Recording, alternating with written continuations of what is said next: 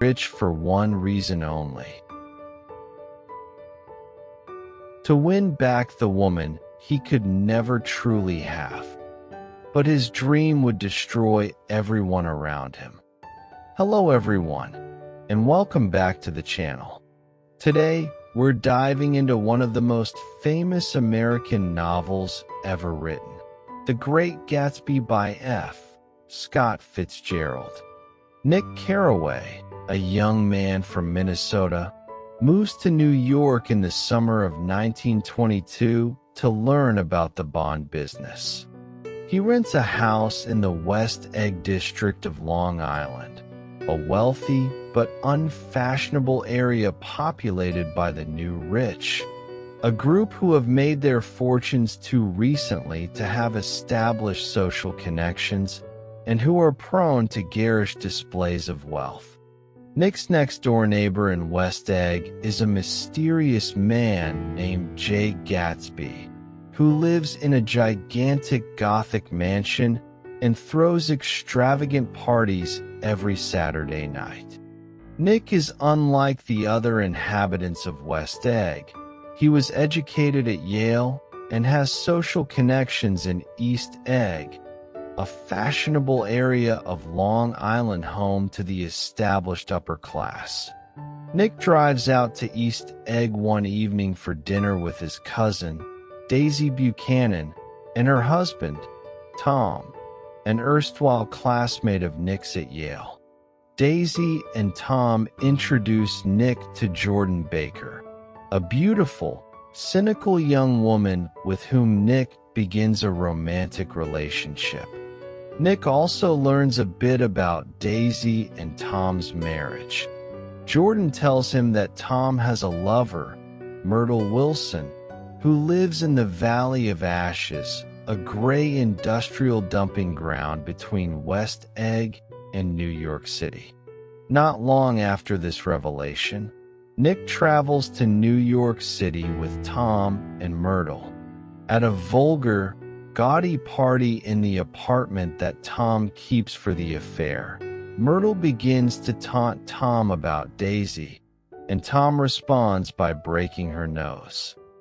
As the summer progresses, Nick eventually garners an invitation to one of Gatsby's legendary parties. He encounters Jordan Baker at the party, and they meet Gatsby himself, a surprisingly young man who affects an English accent, has a remarkable smile, and calls everyone old sport. Gatsby asks to speak to Jordan alone, and, through Jordan, Nick later learns more about his mysterious neighbor. Gatsby tells Jordan that he knew Daisy in Louisville in 1917 and is deeply in love with her. He spends many nights staring at the green light at the end of her dock, across the bay from his mansion. Gatsby's extravagant lifestyle and wild parties are simply an attempt to impress Daisy. Gatsby now wants Nick to arrange a reunion between himself and Daisy, but he is afraid that Daisy will refuse to see him if she knows that he still loves her. Nick invites Daisy to have tea at his house, without telling her that Gatsby will also be there. After an initially awkward reunion, Gatsby and Daisy re-establish their connection. Their love rekindled, they begin an affair. After a short time, Tom grows increasingly suspicious of his wife's relationship with Gatsby. At a luncheon at the Buchanan's house, Gatsby stares at Daisy with such undisguised passion that Tom realizes Gatsby is in love with her. Though Tom is himself involved in an extramarital affair, he is deeply outraged by the thought that his wife could be unfaithful to him. He forces the group to drive into New York City, where he confronts Gatsby in a suite at the Plaza Hotel. Tom asserts that he and Daisy have a history that Gatsby could never understand, and he announces to his wife that Gatsby is a criminal. His fortune comes from bootlegging alcohol and other illegal activities. Daisy realizes that her allegiance is to Tom, and Tom contemptuously sends her back to East Egg with Gatsby, attempting to prove that Gatsby cannot hurt him. When Nick, Jordan, and Tom drive through the Valley of Ashes, however, they discover that Gatsby's car has struck and killed Myrtle, Tom's lover.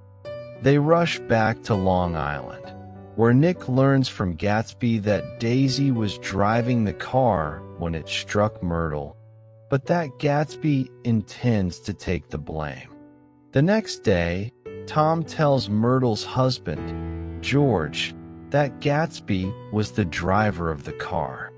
George, who has leapt to the conclusion that the driver of the car that killed Myrtle must have been her lover, finds Gatsby in the pool at his mansion and shoots him dead. He then fatally shoots himself. Nick stages a small funeral for Gatsby, ends his relationship with Jordan, and moves back to the Midwest to escape the disgust he feels for the people surrounding Gatsby's life and for the emptiness and moral decay of life among the wealthy on the East Coast.